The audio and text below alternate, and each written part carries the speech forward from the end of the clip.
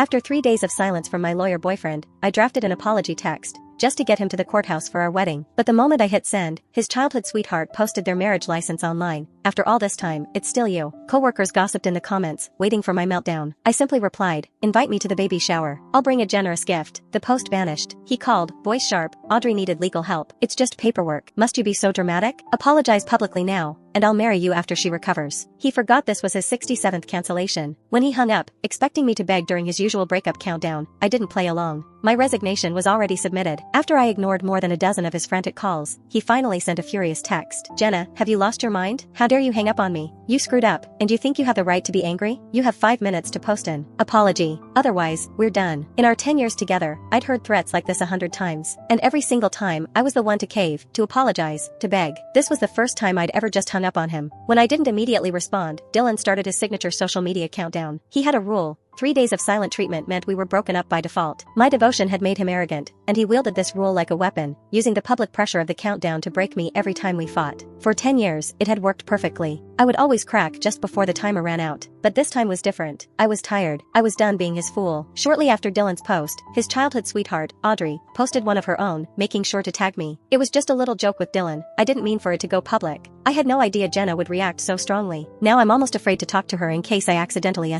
tee her off again. Dylan, who rarely ever touched his social media, was the first to like it. That's her problem, Audrey. Don't blame yourself. And why set it to friends only? If you want to post something, post it for the world to see. It was obvious who her was. Our mutual friends, all dependent on Dylan for business, quickly chimed in with their support. Jenna is so petty. Audrey, don't let someone like that get you down. No wonder Dylan won't marry her. I wouldn't marry a woman that insecure either. I let out a bitter laugh. He would bend over backward to defend Audrey, to shield her from the slightest discomfort. But me, his girlfriend of 10 years, I was always met with cold indifference. Audrey could sneeze, and he would cancel our appointment at the courthouse. If I complained, he would get angrier than me, accusing me of being controlling and small-minded. And now, when I finally chose to let go and congratulate them, he was still the one blaming me, using his stupid countdown to force an apology. The truth was, there was no right or wrong here. The scales of love had tipped long ago. Ma'am, the man on this ID is already legally married. Would you like to reschedule with someone else? The clerk at the marriage license bureau looked at me with pity. I took the ID back with a small smile. That's an option to consider. The young couple behind me cheered as I stepped out of line. It was Valentine's Day, and appointments were impossible to get.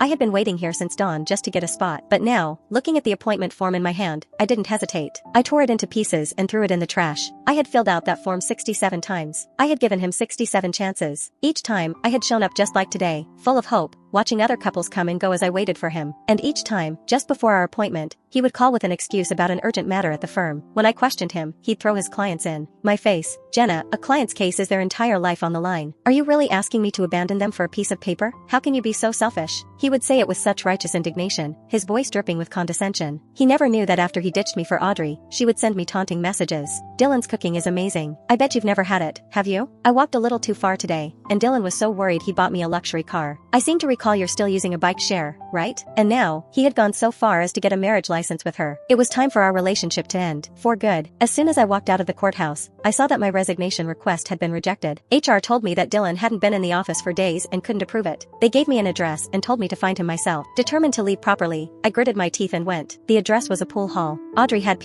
asked earlier that she wanted to learn to play pool, and Dylan, the workaholic, had apparently been skipping work for days to teach her. When I found them, he was leaning over her, his body pressed against hers, guiding her shot. The moment Audrey saw me, a contemptuous smirk crossed her lips. A few of his office sycophants who were with them gathered around, nudging each other. Well, look who's here for Mr. Anderson. Told you. The 3-day countdown wouldn't even last one. She always comes crawling back. Our boss really has her whipped. One word and she's on her knees. All right, enough talk. Pay up, losers. I frowned. I'd heard these taunts countless times before, but they had never grated on me like this. I'm not here to make up. My words were met with a burst of laughter. Oh, stop pretending, Jenna. Everyone knows you're Dylan's ultimate lapdog. You couldn't be chased away with a stick. I ignored them and held out the resignation papers. Dylan, I need our signature. Just as he was about to look at the documents, Audrey whined, Dylan, honey, how do I hit this one? He immediately dropped the papers, pulled his personal seal from Audrey's pocket, and tossed it to me. Sign it yourself. And don't come bothering me here again. I'm teaching Audrey. Dylan was obsessed with his privacy. His safe was off limits to me. He would shield his phone screen even when just entering a passcode. And his personal seal? He never let it out of his sight. But now, he had just given it to Audrey. He was so preoccupied with her that he couldn't even be bothered with official company documents. I clutched the stamped resignation form, my heart feeling like a cavern with a cold wind blowing through it. I turned to leave, but Dylan called out to me. Audrey's busy for the next few days. You can handle her caseload for her. He tossed a thick stack of files at me, each one with nothing but a title written on the front. I'd lost count of how many times he